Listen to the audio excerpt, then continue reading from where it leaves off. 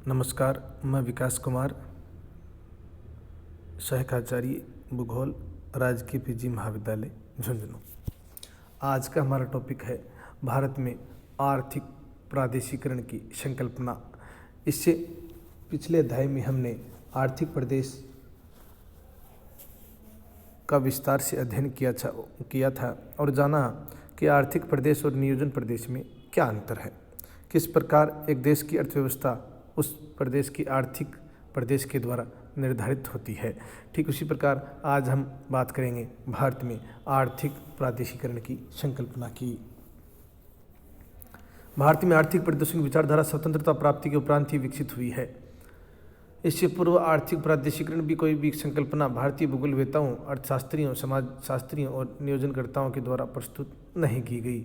व्यवहारिक और सैद्धांतिक भूगोल के विकास के साथ ही भारतीय विद्वानों में विशिष्टीकरण की एक पद्धति का विकास हुआ, जिसमें M.L. पॉल तथा A.T.A. लियरमंथ ने स्वतंत्रता प्राप्ति के उपरांत प्रादेशिकरण के विश्लेषण में प्रायोगिक विचारधारा प्रस्तुत की। विमल कुमार बोस ने 1956 में एक लेख में भारत के सांस्कृतिक क्षेत्र प्रकाशित कर विभिन्न प्रकार के प्रादेशिकरण पर प्रकाश डाला है। अतः भारत में प्रादेशिकरण की संकल्पना अभी बिल्कुल नवीन है। नियोजन की दृष्टि से प्रादेशिकरण की संकल्पना के आधार पर भारत को कई प्रादेशिक विभागों में बांटा गया है। ये विभाग भारत में आर्थिक प्रादेशिक सीमांकन के आधार तत्व भी माने गए हैं, जिनमें पहला है प्राकृतिक आर्थिक प्रादेशिकरण। भारत में प्रादेशिक नियोजन के लिए भूगोलवेताओं ने प्राकृतिक विभागों को आर्थिक प्रादेशिकरण का आधार माना है।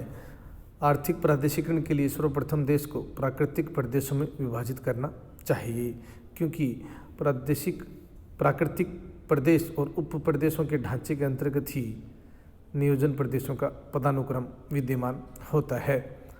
आर्थिक प्रादेशिकरण के लिए प्राकृतिक तत्वों का आश्रय भारतीय भूगोलवेताओं में सर्वप्रथम डॉक्टर VLS प्रकाश राव ने लिया। उन्होंने स्पष्ट किया कि प्रादेशिकरण एक गत्यात्मक संकल्पना है, जिसका उद्देश्य संसाधनों का अनुकूलतम उपयोग करना है। डॉक्टर प्रकाश राव और S बोस के अनुसार देश का प्रादेशिकरण का मुख्य आधार जो है वो प्राकृतिक और आर्थिक होना चाहिए। प्रकाश राव LS भट्ट ने प्राकृतिक आधार पर देश की आर्थिक प्रादेशिकरण की नवीन योजना बनाई, जिसमें 1964 में मुख्य 11 प्रदेशों की संकल्पना की, जिसमें अधिकांशतः प्राकृतिक विभाग ही थे, जैसे पश्चिमी घाट, पश्चिमी तट, मध्यवर्ती पठार इत्यादि। 11 मुख्य आर्थिक प्रदेशों के अतिरिक्त इन्होंने 51 उपविभाग या प्रदेश प्राकृतिक क्षेत्रों पर आधारित थे, जबकि उपविभाग संसाधनों की उपयोगिताओं के आधार पर विभाजित किया। दूसरा है ऊर्जा संसाधन प्रादेशिकरण। ऊर्जा संसाधन प्रादेशिकरण की संकल्पना ऊर्जा विशेषज्ञों के द्वारा निर्मित की गई, जिसमें KL विज तथा C.K. चंद्रन ने स्पष्ट किया कि राजनीतिक सीमाओं की अपेक्षा संपूर्ण देश को एक विभिन्न आर्थिक भूगोल की इकाइयों में विभाजित कर उसके क्षेत्रीय प्रणाली को आधार मानकर आर्थिक विकास किया जाना चाहिए। ऊर्जा संसाधनों का विभाजन इस प्रकार से करना चाहिए कि प्रत्येक विभाग को ऊर्जा के स्रोत आसानी से मिल सकें तथा वह प्रदेश ऊर्जा की प्राप्ति से आर्थिक विकास कर सके। ऊर्जा सर्वेक्षण विभाग ने संपूर्ण भारत को 6 ऊर्जा प्रदेशों में विभाजित किया है, जिसमें पहला है पूर्वी ऊर्जा देश, जिसमें बिहार, झारखंड, उड़ीसा और पश्चिम बंगाल आते हैं। दूसरा है उत्तरी क्षेत्र, जिसमें पंजाब, हरियाणा, हिमाचल प्रदेश और उत्तराखंड। मध्य क्षेत्र में उत्तर प्रदेश, मध्य प्रदेश, छत्तीसगढ़, राजस्थान और दिल्ली। पश्चिमी क्षेत्र में महाराष्ट्र और गुजरात। दक्षिणी क्षेत्र में तमिलनाडु, केरल, कर्नाटक और आंध्र प्रदेश को सम्मिलित किया गया है। इसके अलावा असम में असम, त्रिपुरा और मणिपुर को शामिल किया जाता है। फिर तीसरी जो संकल्पना है वह है राज्य एक नियोजित प्रदेश। राज्य एक नियोजित प्रदेश की इकाई माना गया है राज्य को, जिसमें राज्य में केंद्र शासित प्रदेशों का सर्वेक्षण ने प्राविधिक और आर्थिक सर्वेक्षण के आधार पर किया।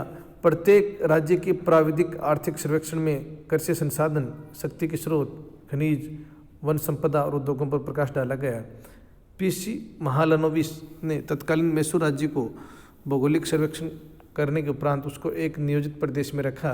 उन्होंने पूरे मैसूर राज्य को एक क्षेत्र, 21 जिले और 6 उप विभागों में विभाजित करने की योजना भी प्रस्तुत की, जो वास्तव में उस क्षेत्र के प्राकृतिक संसाधनों के उपयोग के लिए उपयुक्त नियोजन क्षेत्र था।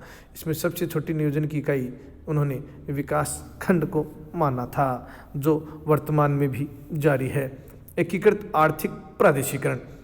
एकीकृत आर्थिक प्रादेशिकरण का प्रारंभ सन 1960 के उपरांत भारत में आकलित किया गया है।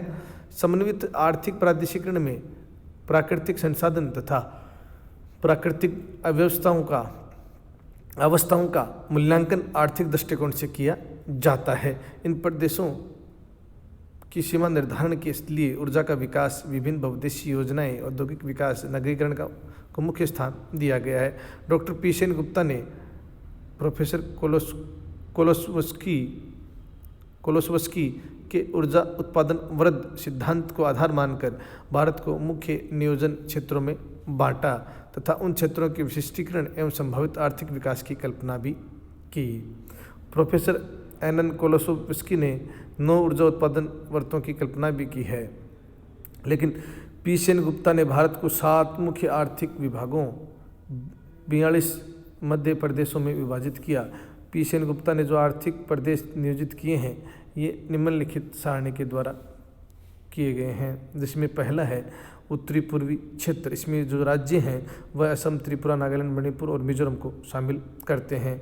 इनके प्रदेश में जो मिजो रीजन है उसमें उत्तरी ब्रह्मपुत्र घाटी, निचली ब्रह्मपुत्र घाटी, खनिज युक्त पठार और लघु प्रदेश में उत्तरी पठारी क्षेत्र, दक्षिणी पूर्वी पठारी क्षेत्र, दक्षिणी पूर्वी क्षेत्र को भी शामिल इसमें किया गया है। दूसरा है पूर्वी क्षेत्र, जिसमें बंगाल, बिहार, उड़ीसा और झारखंड, जिसमें कलकत्ता, हुगली क्षेत्र, दामोदर घाटी क्षेत्र, छोटा नागपुर का पठार, निचले गंगा का मैदान, दार्जिलिंग की पहाड़ियाँ भी सम्मिलित हैं। उत्तरी मध्य क्षेत्र, जिसमें उत्तर प्रदेश और उत्तराखंड को शामिल किया गया है, जिसमें पश्चिमी और पूर्वी गंगा का मैदान सम्मिलित है। मध्यवर्ती प्रदेश, जिसमें मध्य प्रदेश और छत्तीसगढ़ शामिल हैं, इसमें पश्चिमी मध्य प्रदेश और पूर्वी मध्य प्रदेश को बस्तर के साथ सम्मिलित किया गया है। उत्तर पश्चिमी क्षेत्र, जिसमें पंजाब, राजस्थान, हरियाणा, जम्मू कश्मीर, हिमाचल प्रदेश और दिल्ली को सम्मिलित किया गया है, जिसमें पंजाब का मैदान, केंद्रीय प्रदेश दिल्ली, पश्चिमी राजस्थान, पूर्वी राजस्थान, हिमाचल प्रदेश और कश्मीर घाटी सम्मिलित हैं। पश्चिमी क्षेत्र महाराष्ट्र, गुजरात, दादर एवं नगर दमनदीप, जिसमें बम्बई नगर एवं महानगरीय प्रदेश, नागपुर एवं बम्बई क्षेत्र, महाराष्ट्र का पठारी भाग, पश्चिमी महाराष्ट्र का पठारी भाग, मध्यवर्ती महाराष्ट्र, गुजरात मैदान, सौराष्ट्र और कच्छ को सम्मिलित किया गया है। अंतिम जो प्रदेश है वह है दक्षिणी प्रदेश, जिसमें आंध्र प्रदेश, कर्नाटक, तमिलनाडु, केरल, गोवा, अंडमान निकोबार द्वीप समूह है, जिसमें आंध्र प्रदेश का तटीय भाग, तेलंगाना क्षेत्र और दक्षिणी मध्यवर्ती औद्योगिक प्रदेश, दक्षिणी पूर्वी तटीय क्षेत्र, अन्नामलाई इलायची की पहाड़ियों को सम्मिलित किया गया है। साथ ही इसमें पश्चिमी तटीय प्रदेश और पश्चिमी घाट को भी सम्मिलित किया है। आज के लिए इतना ही, कल नए अध्याय के साथ मिलते हैं। धन्यवाद।